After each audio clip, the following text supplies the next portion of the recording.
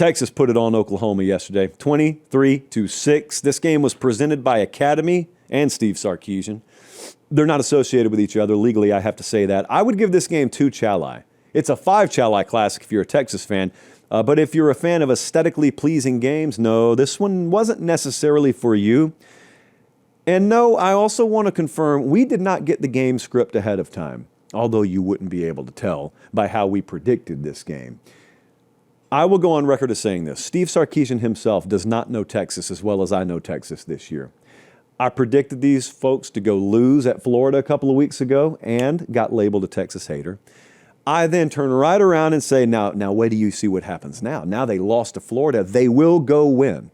Red River Shootout. I never hesitated, did I, Jesse? I walked in the building Sunday and I said, they're going to beat OU. Never changed my mind. And we told you the exact way they'd do it. So this is the way college football works, guys.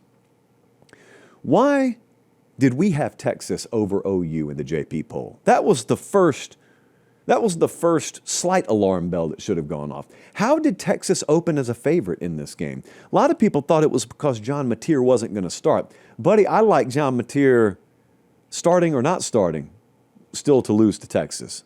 Not because I doubt John Mateer. It's because I looked at the two teams. Hey, this was my Heisman Trophy winner, so I certainly didn't doubt John Mateer. But the world had already seen Texas struggle on the offensive line. They had seen Texas struggle to run the ball. And you know what they did? They completely ignored Oklahoma struggling the exact same way because Texas had faced better competition. Well, I looked at OU's tailbacks, and Jaden Ott's been a crushing disappointment. I really thought he'd do big things this year, and he just hasn't so far. But outside of John Mateer running the ball, I looked and I said, man, their tailbacks against Power 4 teams are under 3 yards per carry. That's not going to change against Texas, is it? A very desperate, wounded animal mode style Texas, and it didn't. Their tailbacks had 15 carries for 42 yards in this game. This was about knowns versus truths. People knew Texas's struggles, but the truth was OU struggling just as much. It's just they hadn't been exposed yet. They were still undefeated. Well, they're not undefeated anymore. And you know what else came in play here that I was hopeful about, but I still had to see it? The pride in performance factor. I used that phrase a lot last week towards Texas purposefully. Number one, because I hope folks in the building heard it. Number two, it's because of how I felt. It's inexplicable for Texas to be out of contention before Halloween. That roster's too good. That building is too full of what I think are very high-level football people, and there's no reason they should be toting a third L coming out of Dallas. Firstly, Arch Manning ended up being the better quarterback in this game. Here's what I didn't say. Arch Manning shined in this game. I didn't say that. What I think's happening with Arch is week over week, it's just a slow build. He is not an elite quarterback. He did not have an elite game yesterday. What he had was an efficient game. There's a goose egg in the INT column there. His counterpart cannot say that. He was nearly a 78% completion guy yesterday. It's really weird because you complete 21 balls for 166 yards. You didn't have to push it down the field a whole lot. Side note, you probably weren't going to be able to if you needed to, but you didn't need to because Texas has got an all-world defense they can lean on. It's a very complimentary game if you play it the right way. Mateer was pressured on 25 of 48 dropbacks yesterday. The pride in performance is a little something like this. Hey, really quick timeout. We'll get right back to the video. Do me one favor. Make sure you're subscribed. It helps us keep the show free. It helps us keep the lights on. It helps us keep doing college football year-round, and we appreciate it. All right, back to the video. Arch Manning and the team overall kind of get stuffed in a locker at Florida, and you can either fold or you can really emerge from that with a new mentality. And I think the latter happened. And what happened here is, first thing was Arch just played good enough to win. Number two is that defense clamped down. OU had 1.6 yards per rush. They threw 3 INTs. They turned it over on downs twice. Texas had 5 sacks. They just got after them all afternoon. That shouldn't be a shock if you've watched Texas. But people haven't really talked about Texas. The casual public has just talked about Texas like it's tennis. It's one person. They just say Arch. It's like Oklahoma versus Arch. No. I think Sark actually said this in the postgame. It's not Arch. Arch is one player on that team. This is Texas. It's not like he's playing at Wyoming, where elsewhere on that roster, there are no athletes like that. Texas has other athletes like that. The answers for Texas have been in the building.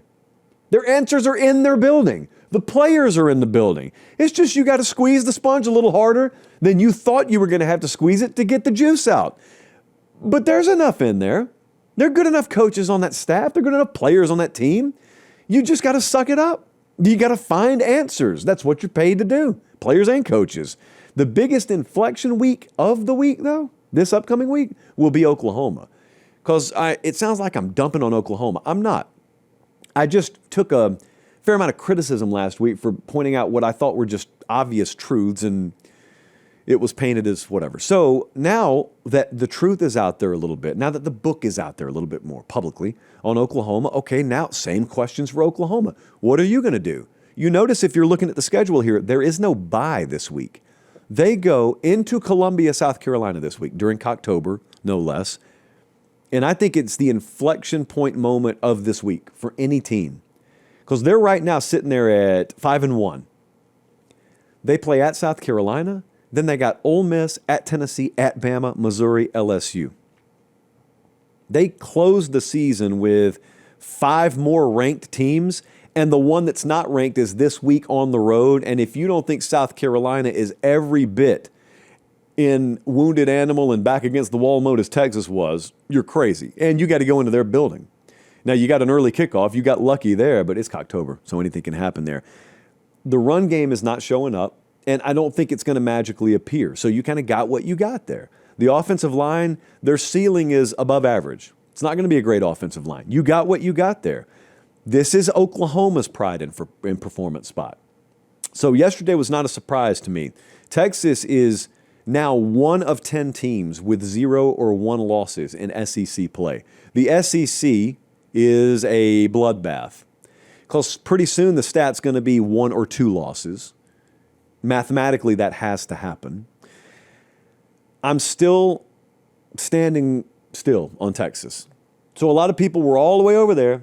Now they saw Texas when they're going to be all the way over here, and I've just been standing still for 2 weeks. And I'm like, guys, it doesn't have to be this way. It does not have to be this violent a swing week to week. So now I think we may be on the precipice of another week of me having to pull people back to earth on Texas. And they're going to go to Kentucky Saturday, and they'll probably win. But I got to tell you, this offense does not have the explosivity enough to just assume Texas is going to go roll. They do not have that. One game against Oklahoma does not all of a sudden absolve my memory of knowing what it knows. So you cannot assume back-to-back road stretches here at Kentucky, at Mississippi State. Everyone will chalk it up as a win, and do not do that. Please, I had the stones to have faith in you this week, and you made me look good. Now make yourself look good. But remember, you see, Texas is a little different. Texas is a team that hadn't hit its stride yet. And who knows, maybe their stride is beneath that of a national championship caliber. But I just want to remind people, before you start talking definitively about Texas, and I'm talking to myself as well, what did you think about Ohio State at the end of the Michigan game last year? The Michigan game was the last game of the regular season. What did you think? What you didn't think was national champion. That's not what you thought. Now, you fast forward a month and a half, and you're talking about Ohio State like they're one of the best teams ever. Why? Well, they peaked in December. That's why. So when is Texas going to peak? What is their peak? The reason I'm careful writing off Texas is because I know the kind of dudes walking around that building. Now, it may never peak to the degree of national champion this year, but I'm not writing them off. I'm not writing that staff off. I'm not writing Arch Manning off. I'm not writing them off.